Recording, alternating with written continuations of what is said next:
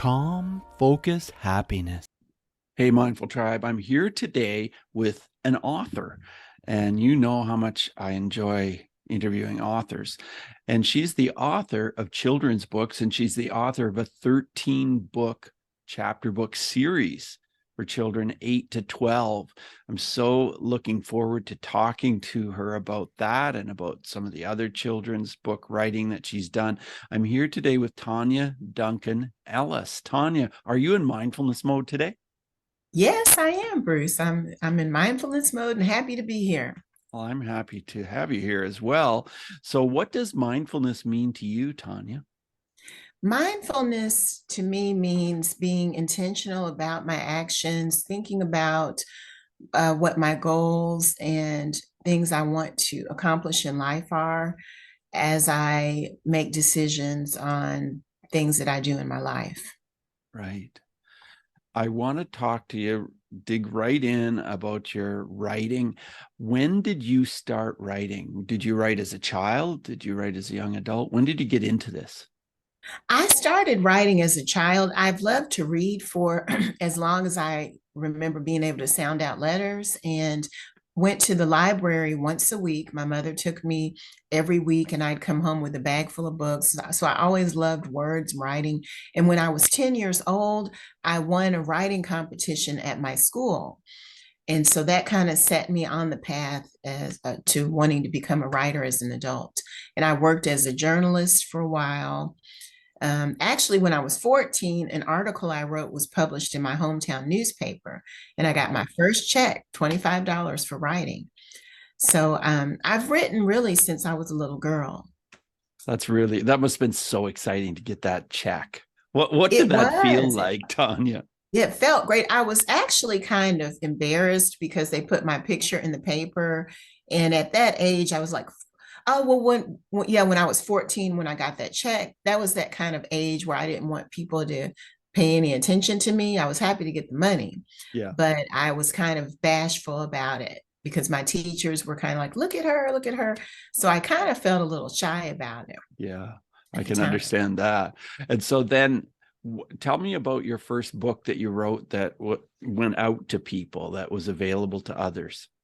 The first book I wrote was Sophie Washington, Queen of the Bee, and I wrote that in 2013. I self-published the books and I showed them to my children's or my kid. I have three children. I'm a mom Mhm. of three.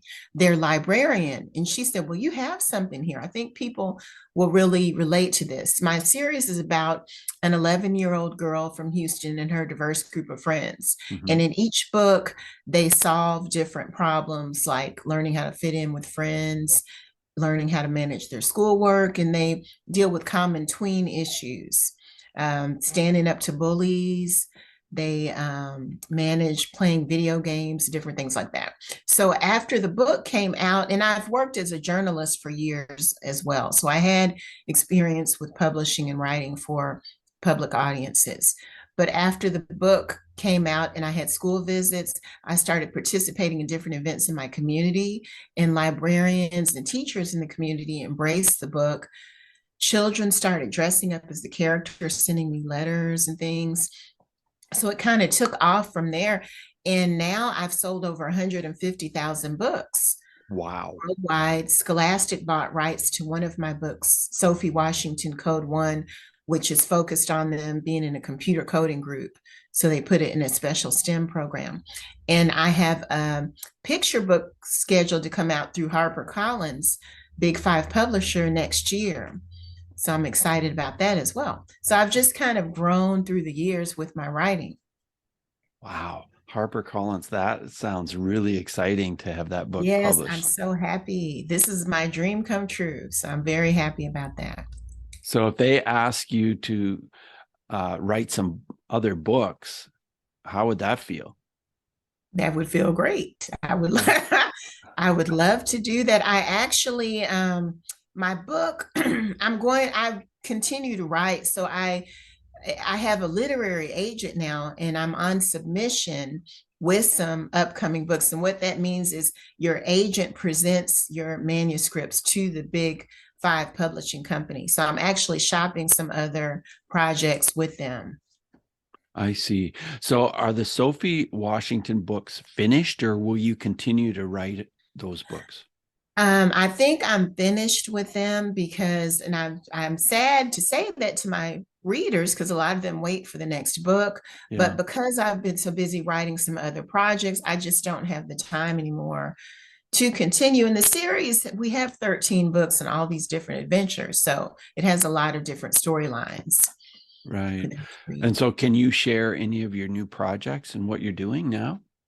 Well, I have another middle grade, which is like a little bit larger than a chapter book, about a little boy in Houston out. I can't say too much about it. Okay. That is out on submission. So we're trying to get it sold. And then I'm working on some other picture book projects. And I love history and learning about my just my book that's coming out in June 2024 is called They Built Me for Freedom. And it is about the history of Emancipation Park, which is the site of the first Juneteenth celebration. So it's located in Houston, where I live, and it's the place where the formerly enslaved people had their first celebration after they found out they were freed in Juneteenth, after Juneteenth. And so I don't know what it is, but I love going to different historical places and learning about them. So I'm working on some other manuscripts on different little known history facts. Hmm. And then I give them to my agent, and then we're going to be shopping them for sale with some of the bigger publishing companies. Very interesting. Tell me about the mindfulness of writing. Is this something that you're able to just slip into, or do you have to do preparation to get into the right mode for writing? Well, I love to write, and it's something that I do on a daily basis. I journal each day, and when it comes to mindfulness, I've read somewhere that journaling is kind of like praying on paper. And I'm a Christian person. I believe in prayer and a higher power, that I speak to my higher power. But I journal each day, and I feel like that's a way that I can be mindful of my goals and aspirations, things I want done in my family as well, and just setting my daily intentions. So that's kind of a daily practice that I have that helps me with my writing, because I talk about my goals for my career. Another thing that I do is there's a book called The Artist Way that Hmm. recommends that you take field trips as a creative to help, because it's called the creative well. Because when I write, I use a lot of images of different things I've seen and experiences I've had. And so I try to do, I haven't been going every week, but I do try to go to different places, which is how I actually got the idea for my Emancipation Park book, because I was just fascinated with the history of this place. This was right before Juneteenth became a national holiday. And I said, I really want to go to this park, because I try to go to different historical places in my area, or places of interest to me, Hmm. to keep my creativity going. And I find that helps me as an author. Even when I'm writing my longer books, they focus the main characters, they're all set in Houston except for one. And I'll go to different places. Like I live 40 minutes from Galveston Bay, which is a beach. I'll go to just different places, and it kind of keeps my creativity going. Oh, that's interesting. What have your children taught you about mindfulness? They have taught me just about patience. And there's a book I love called Mindset by Carol Dweck. I think Yeah. that's the name of the author. And I talk with them about growth mindset and fixed mindset. And the growth mindset is saying that you can achieve anything, that we're not set. A fixed mindset is saying I'm the way I am, there's no change. If I failed at something, there's nothing I can do. I'm just not good at it. But having a growth mindset is kind of saying I can work at things and achieve my goals. So I kind of work with that with them, or to kind of encourage them to do that. And also to be intentional on the things that they're doing, to think about what they want to achieve and kind of reflect on those things. And even when you talk about with young people, being mindful of what you're experiencing with the distractions of social media and different things like that. A lot of times they can be out of the moment and not really looking at big picture things and kind of focusing on, even with these selfies and different things like that. I encourage them to be mindful of their experiences and where they are in just day-to-day moments so that we can be happy about or just appreciate the everyday. Sure. Tonya, I'm really interested in your actual process of writing. Do you map out like chapters ahead of time and where you're going in the book, or do you just kind of start and see where this book goes? How does this work? Well, there's a term where they call authors either a plotter or a pantser. And pantser, I know with British English, of course, pants are underclothes. So they're, but in the, because, but pantsing is kind of going with the seat of your pants and kind of sitting down without a formal structure. And I'm more of a pantser in that I don't have detailed plots out with my writing, but I usually try to at least have an idea of what my ending will be so that I can write toward that, because it becomes more difficult if I just sit down and start writing something with no end in mind. Mm-hmm. Especially with my larger chapter book. Even with a picture book, that makes them challenging because picture books are from 500 to 1,000 words, mm-hmm. but you still have kind of a story arc and structure. So all of them, I kind of have an idea of where I want to end up when I'm writing.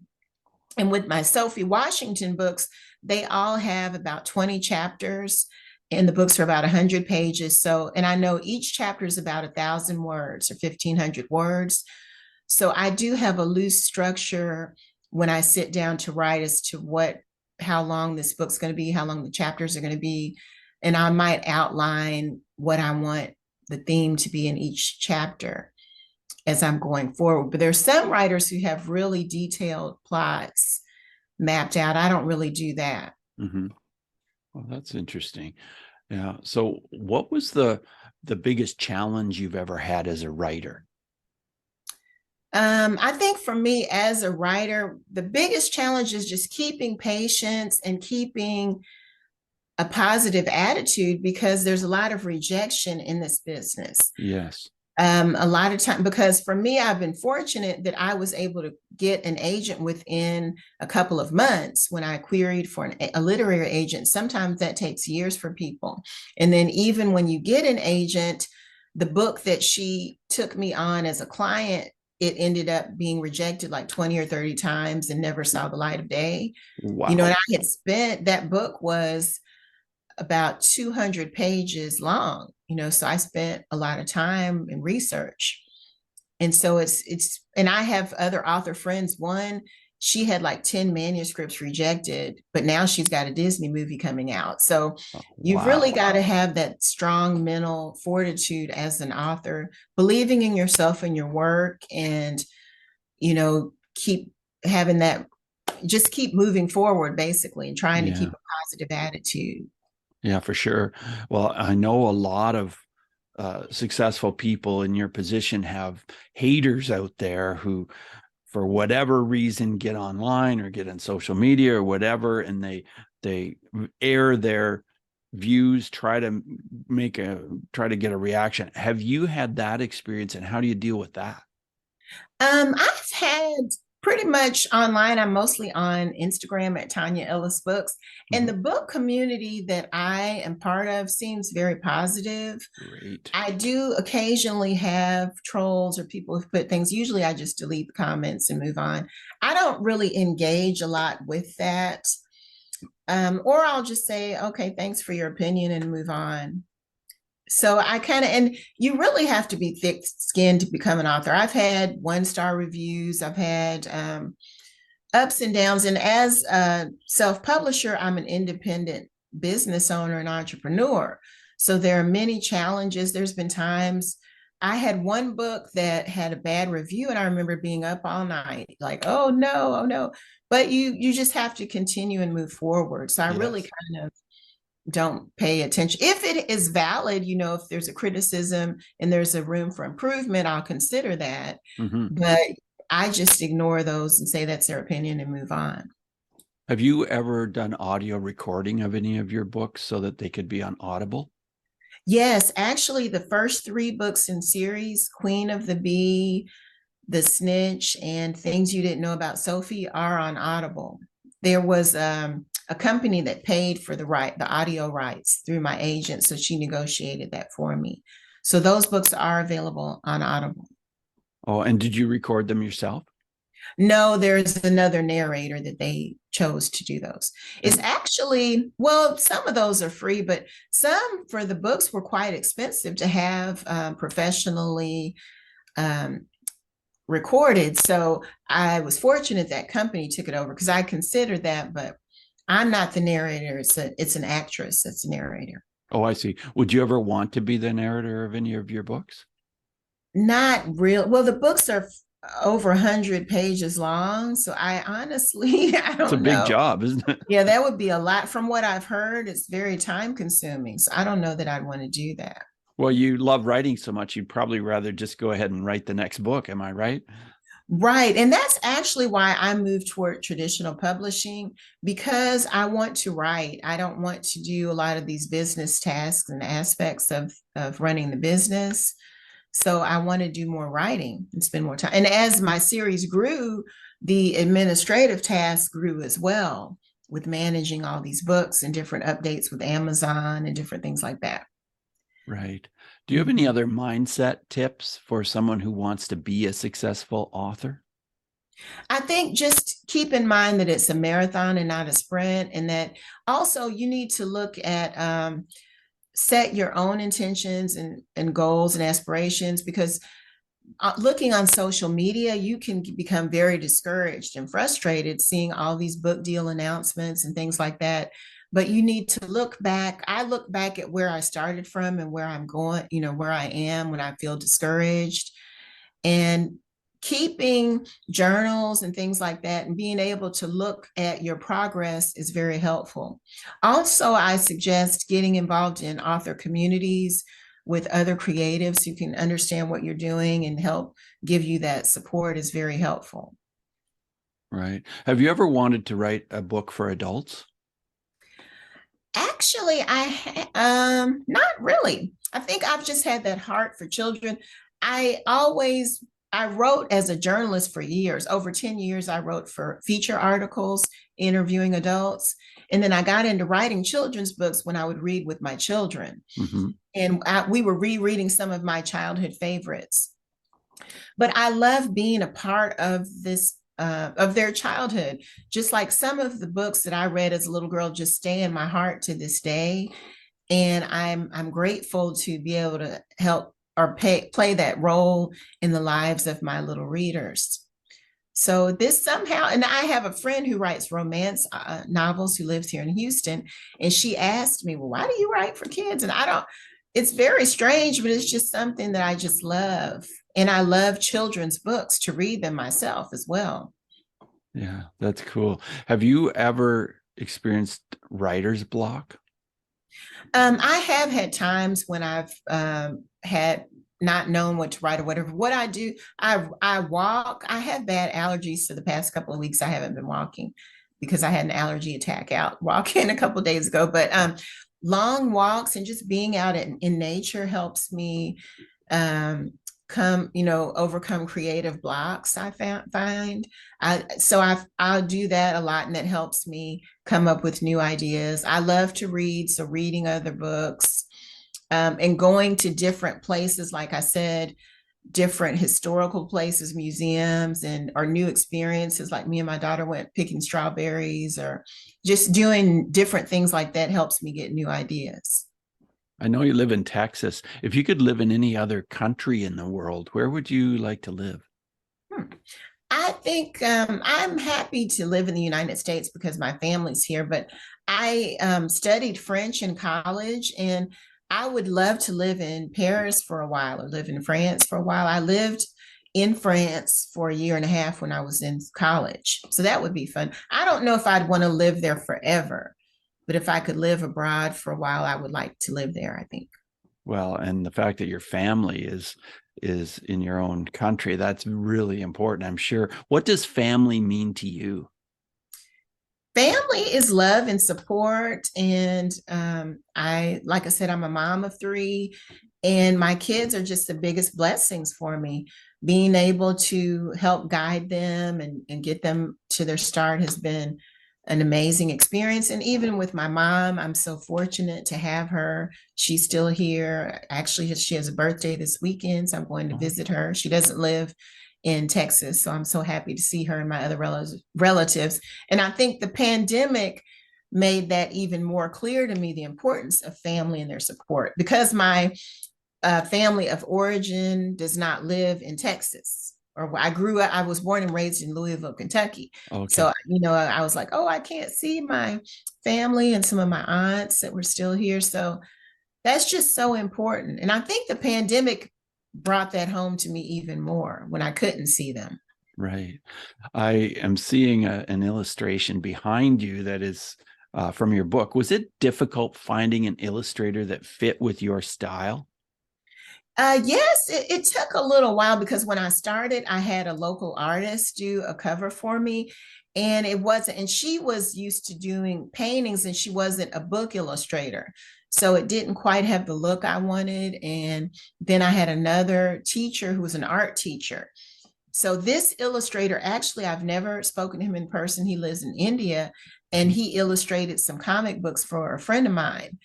And I said, well, let me give this a try. And once I got him to illustrate my books, that was in like 2017, Mhm. 2018. That's when my books really took off, when I got him. So I'm grateful that I found him. Oh, that's awesome. And do you ever see some illustrations that he does and you ask him to change them up or give them a different tone or something like that?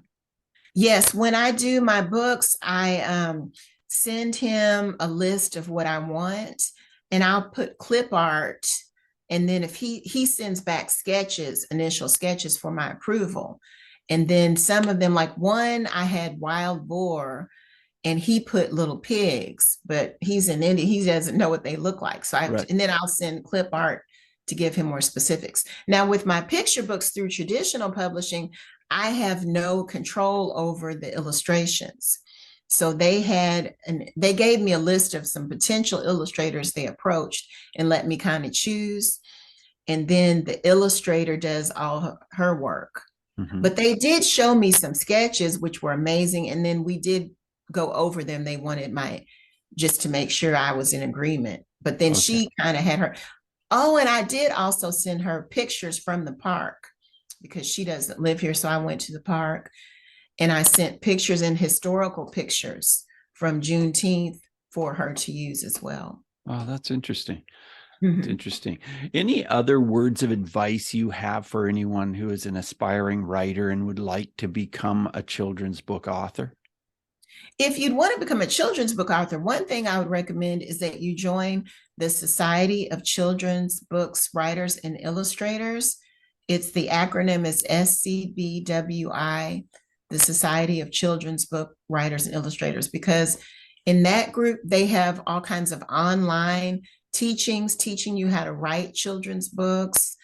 They have community or groups in every city, most cities and areas where you can join and meet other writers and get in critique groups where they can critique your work and help you along your way. And that group has been invaluable for me in meeting other writers and getting critique groups help and learning how to become a better children's author through all of their courses and things they offer. And they have conferences. So that would be the first step, I'd say, if you are starting out. And just writing every day, reading children's books in the genre you want to write in is very important. When I wanted to write picture books, I went to the library and got like 40 or 50 books and read them. And I'm always reading different books to get ideas and learn how they're structured. Right. Um, have you ever written any books that have been banned in any places? Because I know that's a thing Right. That's that's a big happening. thing going on. None of my books have been banned. Now I'm scared. My one on Emancipation Park, I wonder when it comes out if it will be banned because it's talking about formerly enslaved people and the history. I don't know. But none of mine have been on any banned list. A Well, lot of my that's good. favorite children's books have been, and nothing really. They were just affirming books talking about different minority characters. So I was disappointed to see that. Yeah. Well, sometimes maybe the fact that it's banned makes it even more uh, requested. Is that true? It can be for some authors. For example, I was an MC for an event for an author named Jerry Craft. He Hmm. wrote a Newbery honor winning graphic novel called New Kid, and it's about a Black boy in a private school. And his books were banned, and then they were banned here in Texas too, which is where I live in the community. So he came back to that community at a bookstore, and a lot of the parents, there was a huge groundswell, and all these people came, and his books have been New York Times bestsellers since they were banned. So that helped him. But he also has put online, he's lost school visits and things, and that's money for him as an author. So he's been disappointed with that. But his books have made it to the New York Times bestseller list, probably because of all the brouhaha, about the Hmm. banning. Yeah. Yeah. Do you have a story about bullying that you can share with us where mindfulness maybe would have made a difference? Yes, the second book in my series, Sophie Washington, the Snitch, has the children being bullied by a new girl at school who's taking their lunch money and shoving them around. And I think mindfulness may have been helpful for the bully herself had she kind of recognized her history. It comes out later in the book that her parents have abandoned her and she has some other personal issues. And maybe if she had been able to do some mindfulness work, maybe that would help with her anger and bad feelings that led her to be unkind to the other kids. And then even with some of the other children in the book, they kind of stand by while others are being bullied and kind of are complicit in participating. So maybe if they had mindfulness work, maybe they would be able to stand strong and speak out against what was going on. Sure. Yeah. As we move forward in the interview, Tonya, I want to ask you 5 quick answer questions. So just 30-second answers are perfect. The first one is this: who is one person that has been a powerful mindfulness person in your life? That's a very good question. I don't know.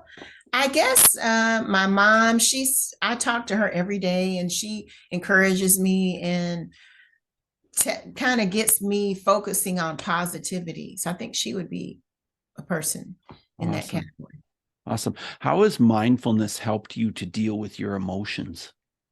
It's been very beneficial to me. As I said, I do journaling every day. So just being mindful and intentional in what I'm doing helps me stay focused on because a lot of times, as I shared with you, there's a lot of rejection in my business. So Yeah. it just keeps me focused on my goals and moving in a positive direction. Right, for sure. And I wanted to ask you about breathing, which is something that we often talk about in relation to mindfulness. Do you have any thoughts about breathing? That's a good question. I don't do a lot of that, but I have taken Pilates and some Mhm. yoga classes at times, and I find that they do a lot of breathing in the exercise, and it's kind of like a release and just helps relieve a lot of your stress and anxiety. So I think that helps. And even when I do walking and movement and things like that, I think it helps me overcome anxious feelings and be more positive. Right, yeah. Are there any apps that you use that can help with mindfulness? I don't really use any apps. I saw you sent me a question about that. I don't Yeah. use apps. I know there are some out there, but I don't. I really, because of I use a lot of screen time with my work. I try Mhm. to limit my screen time. Okay. So I don't use any apps for mindfulness. Right, sure. And are there any other books besides your own books that you would recommend to people, and especially in the space of mindfulness?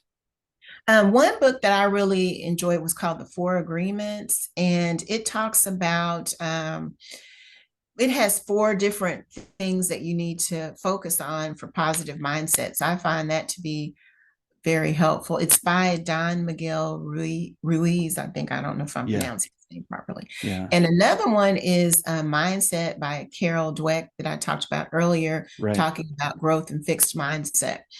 That was very eye-opening for me when I read it, because it's talking about just trying new things and not letting a fixed mindset or limiting beliefs hold you back from Right. living a fulfilling life. Yeah. Well, I really appreciate all that you've shared on this interview, and I really appreciate what you're doing for the world and, putting all these books out there and being so dedicated to that. Do you have any final words of advice, Tonya, for our Mindful Tribe listeners? Just to be focused on your goals and be intentional on your actions. I find that's helped me in achieving all my goals as an author. When I set intentions for what I want to achieve in my life, it's helped me be able to manifest these things. So that's what I would recommend people do. Okay. Well, thanks again for being on the show, and all the best to you, Tonya. Thank you so much for having me, Bruce. Absolutely. Bye now. All right, bye-bye. Hey, Mindful Tribe. Are you experiencing anxiety? Are you experiencing stress and tension and feeling as though, it's just difficult to move on? That describes the clients I work with. Clients who have had an awful lot of problem with anxiety and stress, and maybe some kind of habits that are holding them back. And through hypnosis, we get to the bottom of it. We get right in there and we talk about it. But with hypnosis, we get right into what is causing some of this in your subconscious mind, because your subconscious mind represents about 90 to 95% of your thoughts. And you don't even realize what those thoughts are much of the time. And through hypnosis, we can get in there and we can work at this. Doesn't mean we're going to change what's going on in your subconscious mind. It means we're going to become more aware of it and then deal with it and think of it differently in the conscious mind. And I am so happy to have helped so many people with their anxiety through hypnosis and coaching. And you could be the next person. If you're listening to this episode and you would like to let go of some of this anxiety, send me an email, bruce@mindfulnessmode.com. Put coaching session in the subject line. Coaching session, send it to bruce@mindfulnessmode.com. And I would love to have you on a Zoom call for a free session where we can talk about what's going on and what's happening and how can I help you. Because that's one thing I truly know about myself, is that I really love helping other people, and I would love to help you. So thanks for listening. Take what we've learned today to reach new heights of calm, focus, and happiness. Stay in the mode.